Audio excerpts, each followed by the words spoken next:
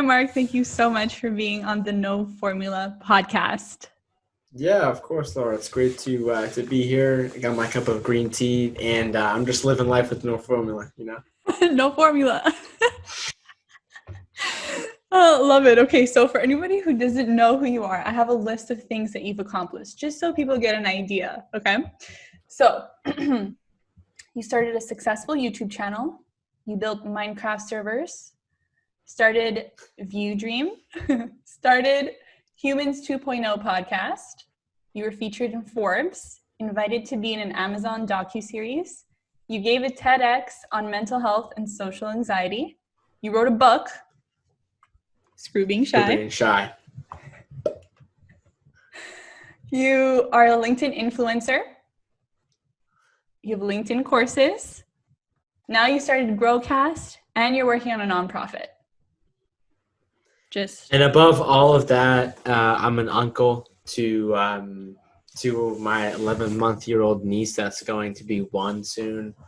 And honestly, above all that, the number one most important thing that I have learned about life is that it doesn't matter what kind of titles, accolades, um, pride that like your ego can hide under. The most important thing is just like how you go to sleep at the end of every night. And I've even though I'm pretty young, I'm 23. I've just like learned certain things in my life, and I have a ton of mentors of mine who are literally billionaires, people who I know who have done crazy things like start Netflix to really just do incredible things, all kind of say the same thing. And it's truly led me to believe that, what's inside of your mind, that's the most important thing. And, you can look at that under a lens of mental health. You can look at that under the lens of culture and society and how we look at certain groups of people and power, and what's inside everyone's head.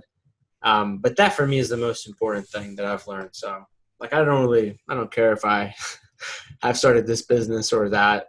That's the most important thing, because there's people out there who have whatever amount of followers or whatever kind of influencers, but they're just not happy with who they are when they look at themselves in the mirror. And I have my own problems. I'm definitely not happy when I look at myself in the mirror every time, but it's just, this conversation is super important to have. And, of course I have a business, of course I do different things, but, this for me is the most important thing that I could possibly talk about and dedicate my time and create, some content around that I know is going to take people out of their regular lives, whether that's like social media or on podcasts. So I just try my best to make it about the most important stuff. And for me, I think for everyone, really, society, I think it's mental health, because if you don't have that, then I don't think you have anything. Thank you for coming to my TED Talk. I think it's important that you said all this right at the beginning, because I think you've come a long way. From when you were younger, you were bullied, you suffered from depression, or even suicidal at once, developed social anxiety, all these things. And now that's the first thing you said on this podcast. And I don't know if it's too early to ask you this, but do you remember your turning point? Was there a turning point? I think there are many different turning points. I think there are many moments, but for example, one moment that I think I had that was like really evident, I think there's probably like two different moments. One was, it was like at the beginning of 2016, or no, it was like in the middle of 2016 where I started to just make a lot of changes in my life. And one of the things that I was trying to do is I was trying to lose weight. I, used to be pretty overweight and obese. And I remember just doing certain things. I remember reading some books and like losing weight. And I remember like this one day I was in my apartment and I just like looked at myself in the mirror and I was just like, man, like I made a decision about something and then I did it and then I stuck it out and then I got a result and I can see that in front of me. And I honestly think that was the first time where I began to like consciously understand that you could change life, that self-development was a real thing, that you can improve life. Prior to that, I had no idea. I never even thought that you could change life or anything like that. And then I think a second time, that was a real like moment or a real symbolic moment was I remember in 2017, I was hanging out with a friend of mine and we stepped outside, and this was in Boston, and it was fall, so like the leaves were changing colors. And I remember looking up, and I just remember just like, I don't know, it was like the weirdest thing. It was just like all of a sudden like my vision became like extremely clear. Like, I don't know, colors just seemed so vibrant. My physical vision felt it was so sharp. I remember I told the story on a podcast and someone said, it sounds like you're on drugs, but no, I wasn't. But anyway, I say that because, you know, that was a time where I had really started to like rewire my brain, change my mindset, change my biochemistry, change my outlook on life, change my goals, my purpose, my path. And I literally like, it was, I think in life, you don't really see like an immediate change, or like, you don't see a physical change happen right in front of you. But I think that was like a rare moment where I actually did see my physical vision and like how I physically saw the world change. And then you look at it later, and I mentioned this study in my book, and it shows that, you know, people who are depressed, you know, there's this neurotransmitter in your brain called serotonin. And if that is at a like malfunctioning level, because that's usually what happens to people who are depressed, then that may affect your vision. That may make you see the world literally in a more like darker black and white physical vision. And so all of a sudden my vision became like super vibrant and sharp. And like, that's the way it was then on out. And I just really sort of saw that. And so, yeah, I mean, I have moments like that all the time. Like I had a moment, I would say that changed my life like 2 weeks ago, 3 weeks ago. You know, I think it always happens. If you're always trying to be bold in your life, if you're always trying to be a learner, like, you know, that's why I like when I go on these podcasts and, you know, people list out my accomplishments, and in my head, I'm like what? I'm just some person who's out here living my life, trying my best. Yeah, but I think it's everyone, because not everyone can accomplish or figure out what you figured out, right? And you did it in such a short period of time where people can look at your accomplishments and say like, wow, that's super amazing. I also want to do that, right? And I think they kind of look up to you, right?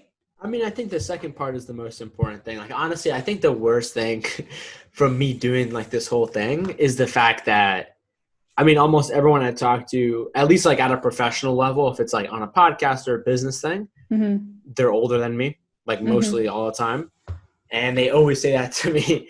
And it always bums me out, because the truth is like, there are 16-year-olds out there who are destroying me, you know, who have way more accomplishments than me. And so you can always play that game. But the truth is I've just learned that you just have to look at it from like an educational, like disassociate yourself perspective, because, I mean, man, it's so easy to just like go on, whatever it is, go on LinkedIn, go on Instagram, go on podcasts, and just be like, oh my God, I can't believe, you know, how many followers this person has, or how much more successful they are than me.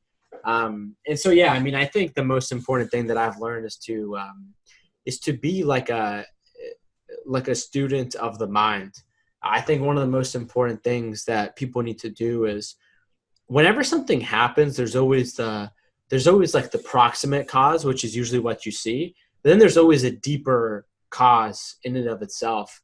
I'm just like a super, like very psychoanalytical person. Yeah, super that's fine. Introspective. And like, just like, you know, one of the most important things that I've learned is to just always try to like look at things from a root cause perspective of like, you know, why am I looking at life like this way? Why am I using my phone in this way? Why am I, you know, why am I doing these certain habits? And Okay, And can I we find go if in? you can, Sorry, I was just going to say, can we go into an example before we move on? Like yeah, something you might sure. have done like Yeah, the sure. last week? Yeah. Sure. I mean, I think this is a very common example. I mean, there's a lot of people that say, like I'm so addicted to social media. I'm so addicted to Instagram or whatever it is. And yeah, these things are definitely designed to be addictive. Mm-hmm. But I think it's an escape that most people are doing voluntarily, whether they think about it or not.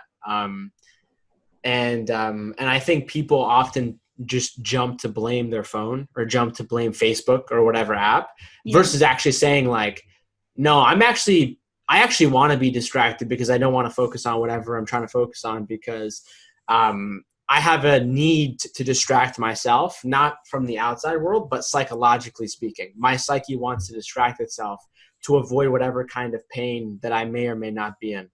So that's like an example that I have, seen.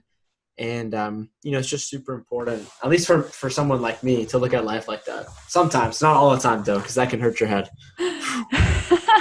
Yeah, and I think it's just being honest with yourself. Taking the time to reflect on, okay, why am I doing this? And just being honest with yourself. And I actually did that when I first downloaded TikTok.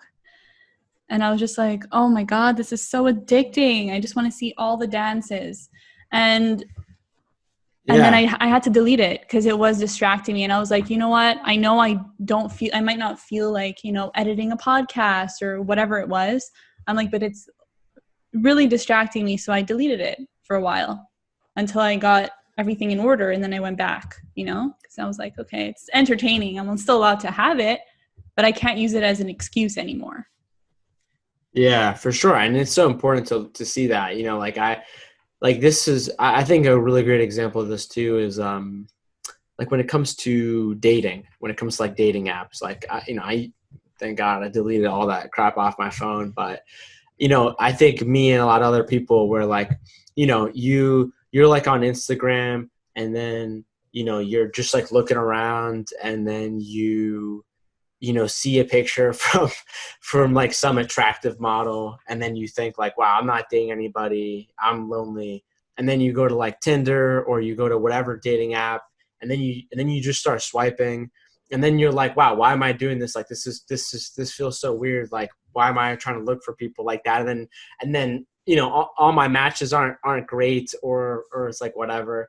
And then that makes me sad. And then it just like puts you in like these different cycles, different feedback loops. And then it's like, hey, and then when you're sad and then you go to, your freezer and you eat some ice cream or like you eat some cookies and then that makes you feel this way. And then that affects your energy. Mm-hmm. And then because your energy is in this way. Yeah. And so I'm pretty weird. I like to talk about that stuff, but. And we're both talking about it. It's fine. Okay, so fun fact about that. Okay, I never had any dating apps or anything on my phone, but I deleted Facebook, Snapchat, and Instagram for 2 years. Now I have it back because of the podcast. But for 2 years, or even a little bit longer, I deleted all of it. Do you know how liberating that is? Just man, I could never do that. And it was so great because then I would get together with a friend and then they tell me all these things. I'm like, what? When did this happen? And they'll be like, oh, last year. And it was great because then all the conversations were true, like so natural. And everything that they told me was so, like I was genuinely shocked because I didn't know anything that was going on. So there's obviously a downside. So like you're very much out of mind. Nobody remembers like who you are. And when you have a business and when you want to build a brand, that's not ideal.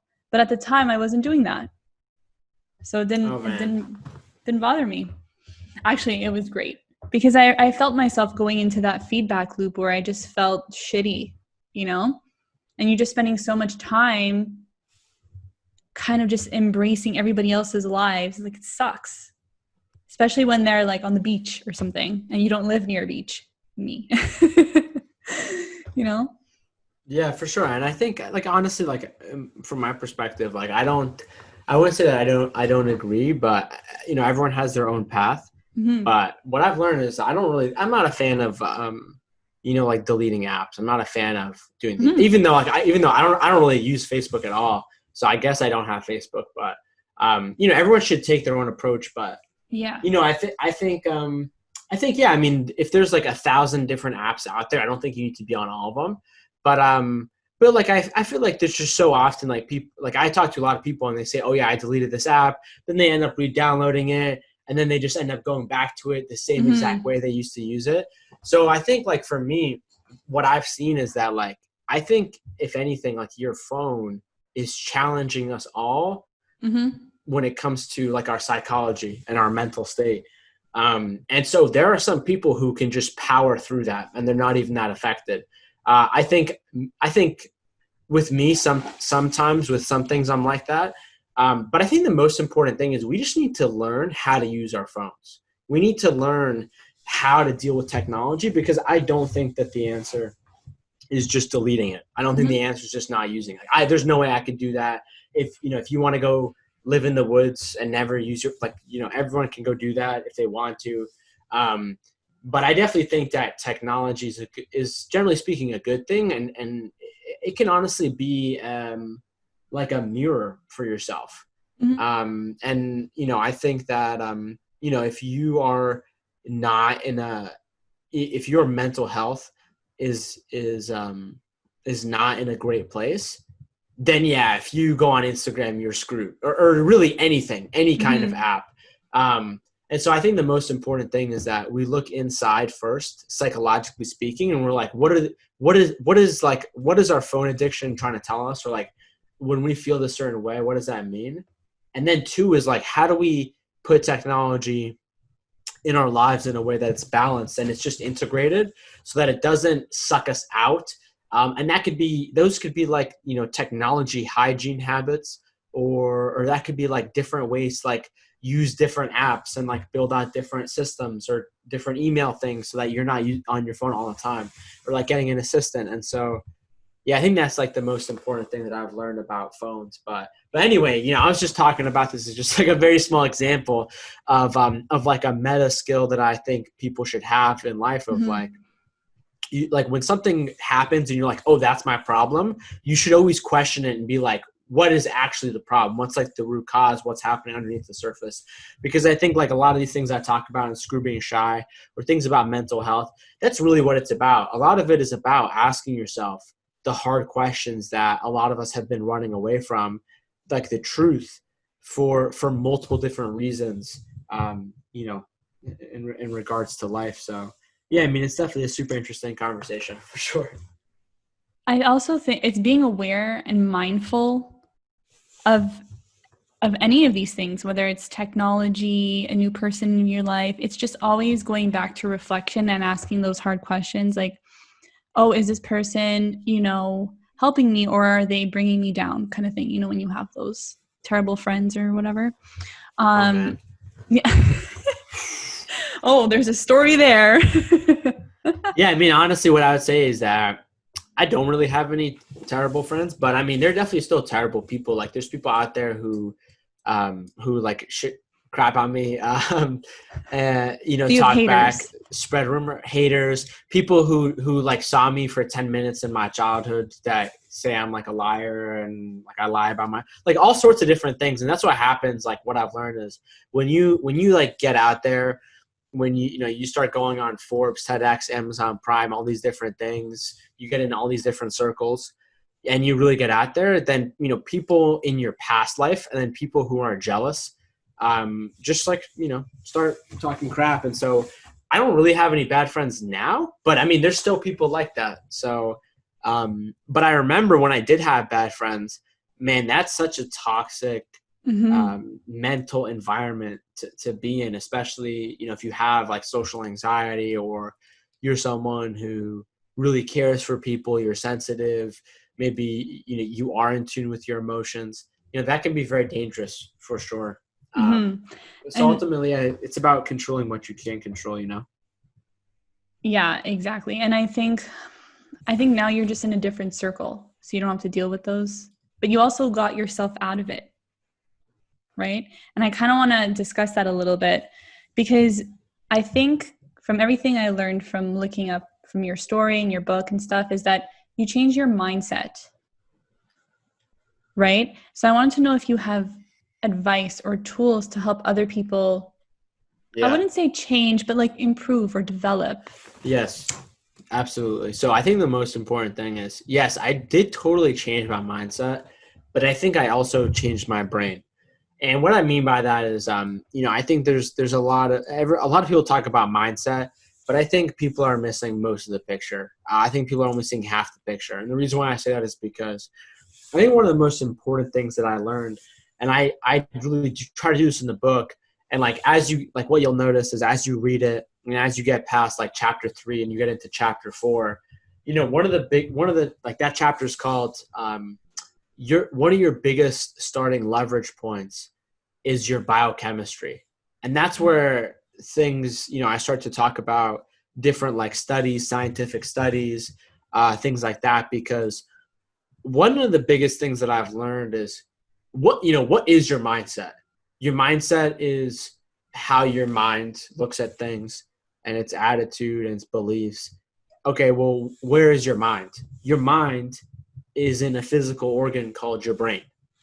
And so basically, if you look at it, mindset is important, but also so is like your brain health, your brain set. And it is so easy to have such a damaged brain, I would say. It's like most people have damaged brains. And what I mean by that is the way that our society has, created so much prosperity and technology, and, we all get to sit inside rather than, be outside in like the rain or whatever.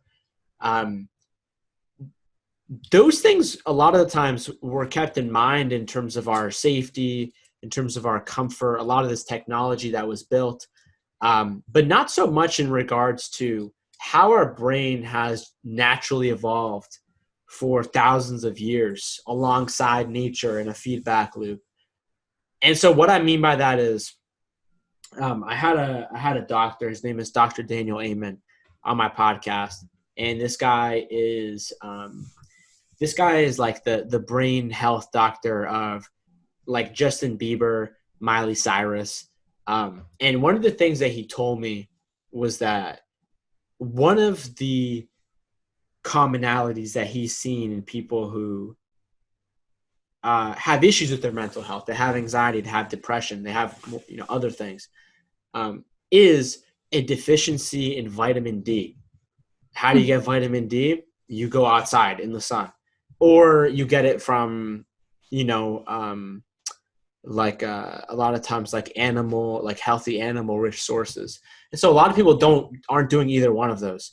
And so you look at it and then it's like, hey, if you are constantly like being stimulated, you're constantly drinking coffee, you're not standing up, you're sitting down, you're not really exercising, you're eating junk food, you're not going outside, you're vaping or you're smoking or you're drinking, doing whatever, that stuff tears down in your brain.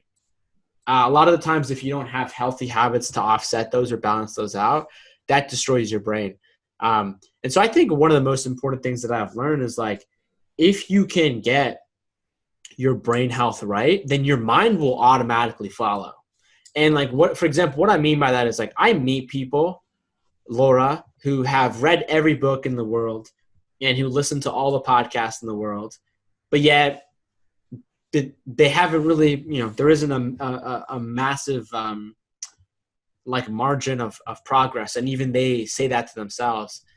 And I think a big part of that has to do with people are focusing a lot on the software, but not so much the hardware. And I think people think like, oh yeah, it's all about the mind. And I think part of it is, but a big part of it too is like your biochemistry. Like what's going on? Like what is your brain doing? What are your neurotransmitters doing? Is your brain inflamed? And when you begin to look at it from this perspective, mental health really becomes like a science project approach, because you're like, what can I experiment with here? And then what you'll notice is as you experiment, your life will literally begin to get better. Your brain, your mindset itself will improve. And so, yeah, that's super important. And like some examples of that are, some examples of that are is like getting your gut microbiome and like different parts of your cells tested and seeing if anything comes up in terms of like your nutrition. Nutrition is so important for mental health. I don't think most people know this. 90% of your serotonin neurotransmitters that are responsible for regulating your mood, regulating your appetite, your sexual desire, sleep, how you function in social groups. 90% of that isn't even in your brain. It's in your gut microbiome, which is like when you eat food, there's like a bacterial system that consumes that food first, and then it gives it to your body to process. And so starting to eat healthy, all that stuff is so important. Meditation is so big. That's a physical activity that is used to leverage your mental, your psychological state. Exercising is massive. Sleeping is so big. I think one of the big ones too is like doing one thing at a time. Mm-hmm. So like, I think, our generation, like if you're constantly doing 6 things at a time, you're always going to be freaking out. You're never going to have time to have that internal stillness and be grounded within. And like, you see this all the time, you're having a conversation with somebody and then all of a sudden they pull out their phone and they're like checking their email and they're doing like 6 other things. And it's like, what are you talking about, dude? You're supposed to be having a conversation with me, looking at me in the eye. And it's so sad that like, this is what's normal, because it harms our brains. There's like so many different things that I could go into, but I don't think that's normal. If someone does this to you, you're talking to them and they're like, oh, like that's not normal. Yeah, no, it's not. I mean, no, it's not. I mean, I don't really have people in my life that do that, but yeah, I for sure like see that all the time though. Yeah, that's true. People think they can multitask, but it's not a good thing to do. It doesn't get you anywhere. Okay, I have a question for you. I don't know if it's an ignorant one, so bear with me. I don't think there are any ignorant questions. We'll see. So, you suffered from social anxiety, depression. Yes. And I'm not an expert on those topics. How does someone stay motivated while going through that? Right? Yeah. So like people can be listening to this and think that they're behind or they're not accomplishing something because of their mental state. But I think you are a great example that you still got things done, even if you weren't in the best state of mind. Yeah. I mean, what I would say is that I don't think it's about motivation at all. I think motivation is so easy to get. You can get motivation by getting a cup of coffee. You can get motivation by listening to a motivational YouTube video and going for a run. Mm-hmm. I mean, there's so many different ways to get motivation. I think the real one is, how do you have the real internal desire to seek the truth and what's meaningful in your life? And then I think too is, how do you set up the right systems and tools and habits to help you when you feel like you can't help yourself? So I feel like that's like really where the question, or what people should be looking at, because the truth is like, it's so easy to get motivation. And so when it comes to like, how do you do these things? I think one is, I think if people are feeling like that, like if people are feeling like they can't do these things because they're in their certain mental states, that has to do with your identity. That has to do with the story in your head that is being played. And why is that happening? That has to do with your psychology. That has to do with what happened in the first 10 years, early part of your life, that then neurochemically began to set you on that standpoint. And like, again, what I've learned a lot with mental health is, when you look at it from like this I hope common sense, but scientific perspective, you really just begin to release the sense of blame, like the morality of it. Like I think for the longest time, I always used to think, like, before I even knew what social anxiety was, but I lived with it my entire life, I always just thought that there was just something wrong with me. And like, oh, how could I do something different because I'm this person who sucks, who is that, who's this, who's that. But then all of a sudden, when you find out what social anxiety actually is, it's like, oh, this is just like a scientific phenomenon that happens in somebody's brain. And if I can learn more about this and I can just do these things that I have been like scientifically validated or just proven by other people and other people's stories, then maybe I can try that and experiment with that. And so I think that's so important. And like, I totally agree with you from the perspective of there's no formula, but you can definitely look at other people's stories and be like, huh, okay, that's interesting that they tried that. Maybe I should try this. Like for example, like I literally got an email the other day from someone who said that they were going to commit suicide, but they listened to a podcast of mine, and they said that they began to like look at life differently and began to do different things, and now they're not going to, and they're focusing on taking care of bigger things. And so like that's like the most important thing. If you can find somebody else's story and you can see how they did it, then it's possible. And like the truth is nobody is going to do what I've done, but I think everybody can do like whatever they want to do. And yeah, and I mean, that's just the truth. And, you know, like for me, like I come from a background where, my parents come from no money. I had no money. We lived on government housing, food stamps, never had any kind of connections, no setup. Remember facing a ton of racism, a lot of different kinds of abuse. And so people have worse problems than me. People don't have, I mean, there's no point in comparing who has worse problems or not, because it doesn't really matter. It's all subjective. It's all based on like that in person's sort of mental state. But yeah, the most important thing that like people can do in terms of this is just to find that real sense of purpose within themselves. And that's going to come through you, like your deepest source of pain. Like purpose comes from your pain. And then your passion to help other people through that. And so, yeah, if you have that and then you're able to set up like the right systems and just understand that if you're depressed, if you're anxious, or if you have no energy, you can't look at it from the perspective of, oh, I'm Mark and I'm this person who's lazy, or I'm this person who's depressed, or I'm this person, you know, who needs motivation. Because the truth is I think if you can dig psychologically more, you look at your identity, you look at the story you're telling yourself, and then you begin to realize that like you just work at it every single day. It's not about judging yourself within the lens of a moment about like, hey, I'm not productive enough, or I'm not doing this. Because the truth is you should judge yourself in 10-year increments. You know, like I think I'm going to judge myself based on everything I'm doing when I'm like 29, because I started this journey when I'm 19. And so, yeah, I mean, I think life takes a while to unfold, but you just got to make the most out of it every day.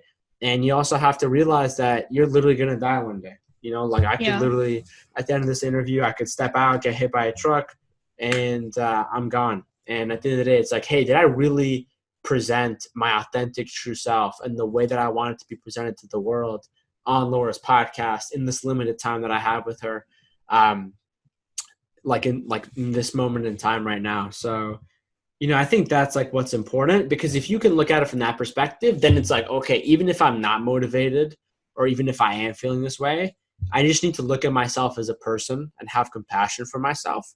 And then just like, you know, try to talk to myself and like see like what's up and see what I can do about it. Or sometimes, you know, you shouldn't do anything about it. Sometimes you just need to go to sleep, you know, so. Sleep it off. Yeah, for sure. Okay, Mark, what is your purpose? So this is interesting. I mean, I think my main purpose is to give a voice to people who feel like they don't have a voice. And that's because, you know, I spent literally the first part of my life literally trying to hide from the world, not wanting anybody to know my name, my story. But yet that's all I do. And I do that because, you know, literally millions of people have been through what I have been through. And they don't feel represented. They don't feel like they can look out into the world at like a role model and be like, oh wow, that's like a person. Like, because when I was growing up, I didn't have any role models. I never looked at whatever, like Michael Jordan or whoever. I'm like, wow, I want to be like him or like my dad or anybody like that. And so I think that's super important. I think kids and everyone needs more examples of that so they can find it within themselves. Yeah, especially if because now I'm not sure if it's true, but a lot of younger people are dealing with like, mental health issues. And if they look into the world and everyone is super happy and jolly, they'll never feel connected to any of those people, right? Which is why I love that you talk about it in your story and you have a book about it and you talk about like, this is what I did. This is how I overcame it. This is how I deal with it every single day, et cetera, which is so important. And speaking of that, I know you mentioned meditation before, and maybe we can go into that a little bit, but on a daily basis, how do you protect your mental health? I know there's exercise. I know there's what you eat and meditation. Is there anything else? Because you said systems before. Are there any other systems you use to help you? Yeah. Super interesting question. How do you protect your mental health? Huh. Because I Super interesting. feel like you overcame it and now you're maintaining it, right? Just like we all are in a way. Yeah, for sure. It's interesting. I think that the main thing, that people need to do is people need to live inside out. And what that means is a lot of people will live outside in. Mm-hmm. And so they wake up, they are, they I don't know, they talk to their partner or they ask what their partner needs, or they go on their phone, they check their email, they check their social media, they check their texts. They're checking the outside world and how they're responding to that. And so I think if you are living like that that's just an example. But if you're doing that, I think throughout your entire life and you never truly are able to ask yourself what you should be doing or who you even are, then I think a lot of people can have mistakes. And, there is a right balance. But I think when you start to live inside out, I think that's where you really are able to transform your life. Because if you're just always constantly reacting to people, to external events, sometimes you need to. But I think if you're always doing that, you never have time to create. You never have time to build. Mm-hmm. And so if you approach it from that perspective, it's not, I like what you use protect, but I don't necessarily think it's about protecting your mental health. I think it's more about how do you build your mental health, and then also have like realistic expectations around it, right? Like I think a lot of people think that you're supposed to be happy all the time, and the truth is, no, you're not supposed to be happy all the time. Like if you look at your brain from a scientific perspective, your brain's priority is not to keep you happy. I don't even think it's one of its main priorities unless you train it to be. And your brain's main priority is to help you survive. It's not to keep you happy. And so I think if you're able to look at it from a realistic setting, then that's good. And so, yeah, when you start to live inside out, a lot of these like habits and whatnot, I think they'll come naturally. But in terms of, other stuff that people can do, I think sleep is a big one. I think constantly having conversations with yourself is super important from the perspective of, like, you can see this a lot in like journaling, if you like write down your thoughts, but then also like just talking to yourself. And what I mean is like I guess you could talk out loud to yourself, but a sort of psychological theory, it's called like inner child. And basically what it's about is it basically says that based on how you were parented, that is how you're going to self-regulate your own emotions and basically parent yourself. And so for a lot of us who, even if we did have parents like that weren't like, I don't know, like crazy alcoholics or whatever, A lot of different people's parents, weren't really emotionally available, or were very negligent, didn't really parent their kids right. And we all have a degree. We all have a degree to this within our own lives. But like speaking to your inner child, speaking to like the inner kid that's inside of you, is so important. And like what that looks like is like, like today at 11 a.m. I was supposed to be like doing this kind of work, but then I was just like, I don't really want to do this, and I just want to like run around, and I want to go for a walk, or I just want to go screw around or something. I hope you did that. No, I didn't. And I was basically like, listen, Marky,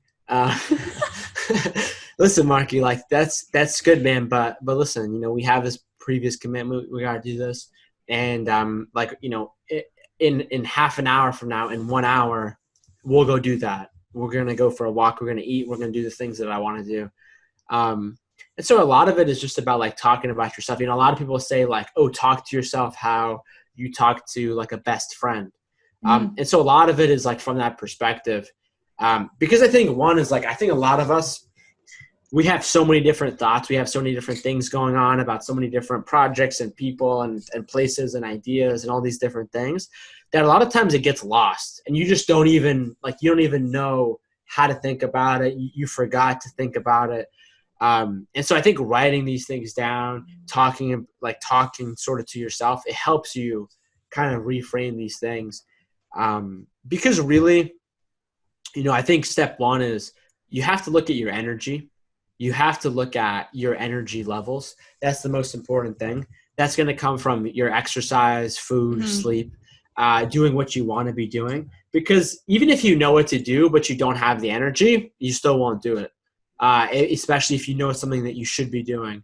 So that's the most important thing for sure. But aside from that, then I really think it's about looking at your emotional state and looking at your thoughts and finding ways to, sort of organize your thoughts. Like I said, if you journal your thoughts and you write down a thought, which the average human being has an average of like 60,000 thoughts a day, then what happens is your brain sees that thought on a piece of paper. And then what happens is it forms a different feedback loop, and you actually think different thoughts than if you were to just think what you wrote down. And so like a major way that our brain works is like there's another theory, I'm blanking on it, but it's something about feedback loops. And it's basically like our mind has evolved where it doesn't just think inside of our minds. It thinks with our minds in conjunction to feedback loops that are happening. So like, for example, when you're driving a car, right? So like you kind of like become the car. Like your brain is like, I turn left, I turn right, like that. That's when you do this? Like... Yeah. Okay, that's cool. Like you do this like with a book, like when you're reading a book, like you start to think different thoughts. When you're out for a run, when you're engaging like with nature, you're engaging with a friend of yours, a partner, you think different thoughts than the thoughts that you would think if you were by yourself. And so when you are able to write those thoughts down and it, like you're just by yourself and you look at those thoughts, you're now able to have different kinds of thoughts that are above the thought that you just thought at like a meta level. And when you're able to think at that meta level, then that's where you can begin to architect new thoughts in your brain, new ways to think about things. There's also this other thing where there's also this other thing, like there's all sorts of things that you can do. There's like cognitive behavioral therapy tricks. There's this one called ANT, automatic negative thought.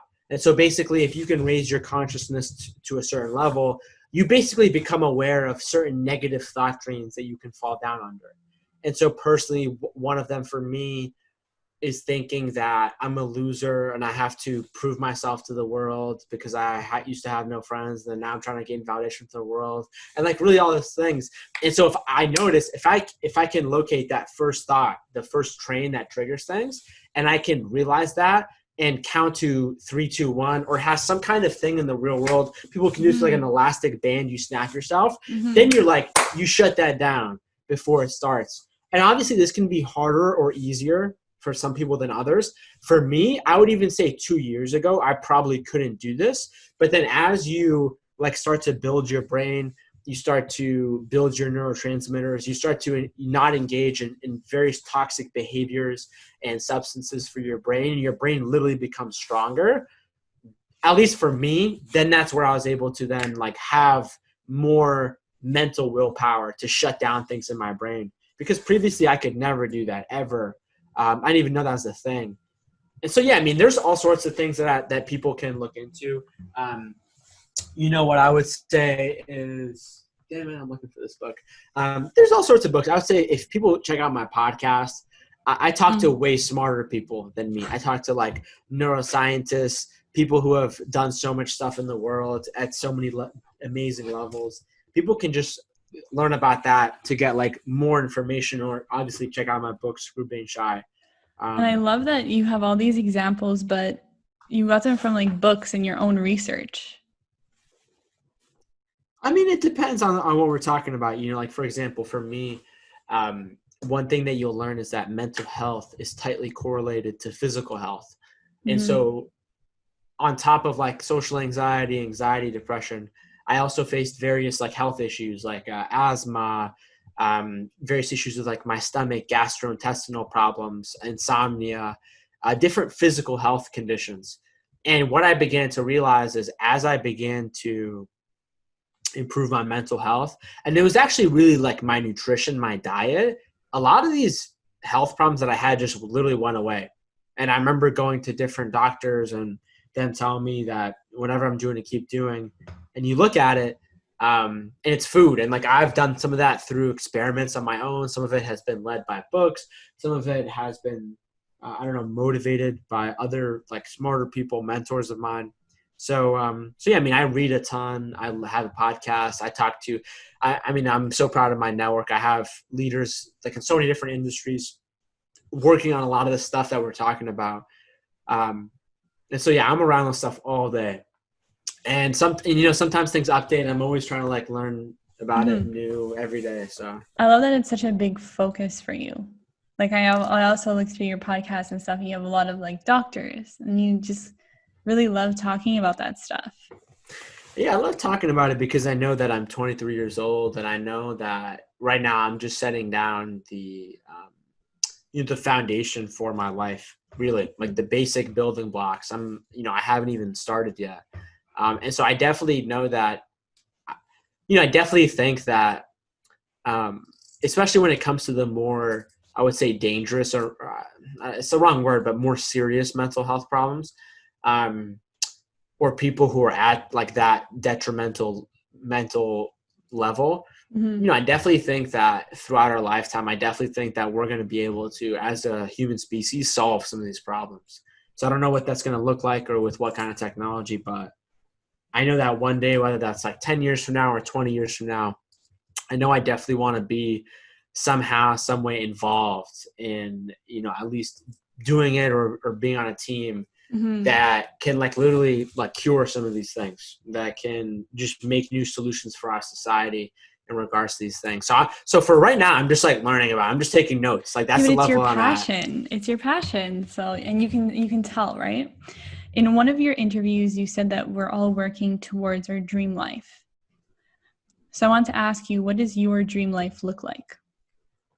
Honestly, today has not been that great of a day, but regardless, today has been like, this is my dream life right here. But like you're living. Yeah. And obviously there are definitely improvements that I can say, but what I've learned is that like, if you make it like, you could go spend your life on a beach one day, whatever, take pictures of it and post it on LinkedIn, do whatever. If you can't, like, if you're not happy with who you are when you go to sleep at night, if you can't be by yourself for a second, if you can't have peace and tranquility and passion within your own mind, then nothing else matters. So that's just the most important thing that I've learned, and that's why I'm going to keep talking about it.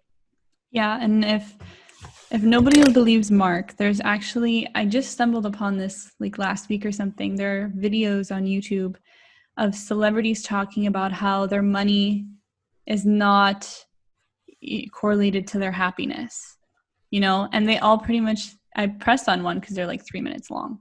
I pressed on one and they literally said exactly what you just said. It's, you have to be happy with yourself and what's going on internally. So I love that message. And I think the truth is that money or no money, I think just a lot of people aren't happy with who they are. And so the truth is like, the truth is that mental health, aside from maybe like health factors, it's an indicator. Like there's a reason why I had social anxiety for a lot of my life. And that's because I wasn't being the person who I was born to be. And so that's a massive part of it too, of like a lot of us face these different anxieties and depressions because of something that life is trying to tell us that's wrong. And so that's also like a big part of the conversation of like people need to change their lives, whether that's, you know, who they surround themselves with, whether that's what they do for a living. Like there's a lot of hard conversations that need to be had because for some people, this can control a lot of your mental health. And so like, for example, for me, like when I was in college, I'm sorry, but there's no way that I was born to sit down in a college classroom, at least in the college that I went to. Most people aren't, don't worry. I mean, some people are. It depends. There are some good colleges out there and different things like that, good professors. But yeah, I mean, there's just certain environments that if you are this kind of person, like there's just no way that you're going to be able to have like a, like a dream life, it's going to be good for your mental health. So I think that's a major part of the conversation too. Yeah. And then we discussed before, it's just being aware. It's having that conversation with yourself saying, hey, something's not right. Now, how am I going to go about finding out what that is and then trying to solve it and then make the changes that I need to make in order for this to go away? Right? Yeah, well, I mean, I don't think it's ever going to go away, but you don't think so? To a degree, I mean, I don't know. I don't know exactly what you're talking about, but I think a big part of it is, like, for example, my book is called Screw Being Shy. Learn how to manage social anxiety. At first, the subtitle was Learn how to eliminate social anxiety. And then the truth is that there's no really such thing as eliminating things in life, especially when it comes to this deep at a level. And so the truth is that you have to learn how to manage it. You have to learn how to balance it. And the truth is that is the right perspective to take, because if you have like this false narrative of like, oh, if I meditate or if I eat healthy, I should never have anxiety again, that literally just sets you up for failure. That literally sets you up to be unhappy. And so I think that's one of the most important things that people want to have, just like a realistic approach. Yeah. And it can be hard to look at that if you've been living in an extreme of being super depressed for a long time, or, on an ego trip because you got some kind of success. And like the truth is like success is, I think money is definitely important. I don't think there's any coincidence that a lot of people who are poor also have mental health or have a higher likelihood of having mental health problems, because if you like don't know how to pay your bills next month, that's just gonna freak out anybody out. Like there's no way you can be mentally healthy. And so there's definitely a level, but then past a certain amount of money, it doesn't really affect you. But honestly, I became successful at a pretty young age. I became financially successful when I was like 15, 16. If anything, facing success that early, that could easily exacerbate and make your mental health way worse.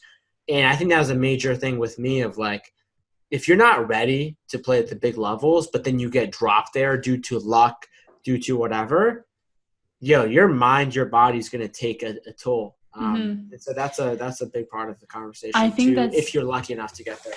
Yeah, I think that's very important to highlight, is that you're managing everything that you're going through.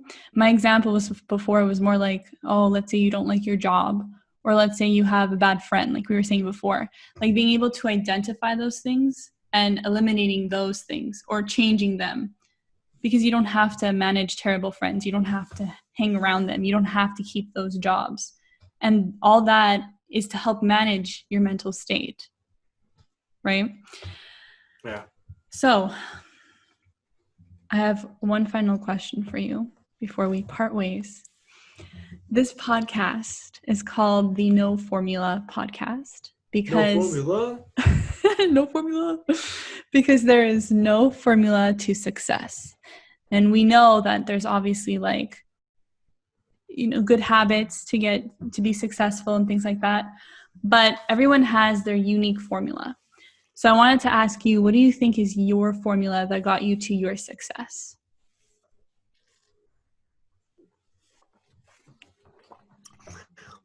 Number one is the truth. You have to religiously obey the truth from the perspective of you need to be a truth seeker. Everything you need to do, you always need to ask, what is the truth of this? How am I lying to myself? Number two is you need to look at pain in your life. How are you dealing with pain in your life? What do you do when you're sad? What do you do when you're confused? What do you do when you're lonely? What kind of coping mechanisms have you developed consciously or unconsciously to deal with the pain? Switch out the negative coping mechanisms with more healthier coping mechanisms. Number three is your energy. Like I said to you before, if you don't have the energy, it doesn't matter how many books, doesn't matter how many podcasts you've listened to, it doesn't matter how many notes you have. You have to make sure you take care of your energy. And you build your energy with food, with sleep, with exercise, with meditation. And so, yeah, you have to pay attention to your energy. Number four is you have to put yourself in some kind of a system. You have to put yourself in some kind of a system where even if you quit, you have sort of an outside source. And that system could literally be that could be your business, or that could even mean having a family from the perspective of like for example, when I go to the gym, part of my motivation, especially if I'm hitting a super high rep, is to think hey, what if I'm out with my girl and someone tries to attack us? I have to be able to defend myself. And so part of it is having an outside set of things that you really love, that you are deeply passionate about, that you can use on when you don't have it within yourself to push you. Mm-hmm. Number five is you have to understand that the game is 24/7. There are people who meditate once. There are people who meditate for 3 years. There are people who ask themselves what makes them happy once. But the truth is that this is a constant process that you have to be engaged in throughout the course of your life. That doesn't necessarily mean 24/7, every single day, to focus on every single thing, but it's a reiterative process. If you ever from a mental health perspective, from a mindset perspective, if you ever tell yourself you've made it, you don't need to learn anything, you're screwed. And I know the times where my ego makes me think that, all of a sudden I get super anxious, or I get depressed or something like that. And so this is a reiterative process. It's not something where you just do it, or you just set it, you check it off, and that's it. No, it's literally every single day. And that's why it's hard. That's why there are people who are still writing books every day and making podcasts, because not everyone has the answers, and you have to do it every day. So I would say if you can look at those 5 things, truth, pain, energy, system, and 24/7, the continuous process, I think you could be good, but maybe not. I don't know. It's your life. That was a great summary. And I love how it's so scientific, the way you approach it. You just hit me with those 5 things. Super scientific. 1, the truth. 2, you just hit me like that. But Mark, thank you so much for having this conversation with me. I think it's a very important conversation to have. And thank you for sharing some of your personal stories with us. And I'm sure we will keep in touch. Laura, thank you so much. And people like this, I would definitely love them to add me on LinkedIn, follow me on Instagram. People should definitely shoot me a message. Let me know that you listen to this podcast.